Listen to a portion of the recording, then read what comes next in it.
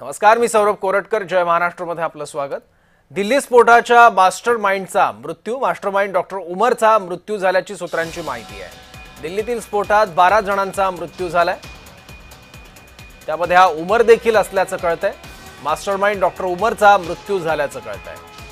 या दहशतवादी कटामागे डॉक्टर उमर हाच मास्टरमाइंड होता अशी सूत्रांची माहिती आहे. याबद्दल आणखी माहिती घेऊ आपले प्रतिनिधी शुभम उमाळेकडून. शुभम, सौरभ, आता आपल्यापर्यंत माहिती येत आहे की यामध्ये मास्टरमाइंड डॉक्टर उमरचा मृत्यू झालेला आहे. तो देखील त्या कारमध्ये होता, त्याचा मृत्यू झालेला आहे. खरं पाहायला गेलं तर याच्या मृत्यूनंतर एकूण दिल्ली स्फोटात 12 जणांचा मृत्यू झालेला आहे असं एक आपल्यापर्यंत आता येत आहे.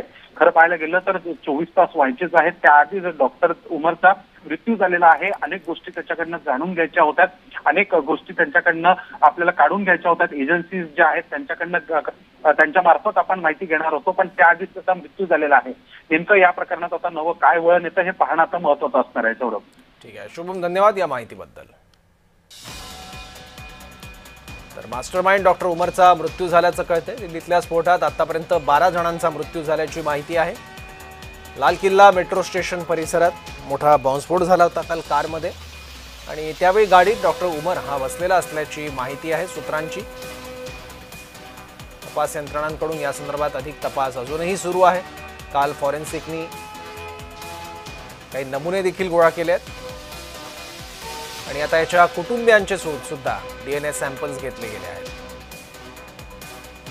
दिल्ली स्फोटाच्या मास्टरमाइंडचा मृत्यू झाल्याचं कळतंय. स्फोट झाला त्यावेळी हा डॉक्टर उमर गाडीत असल्याचं समजतंय.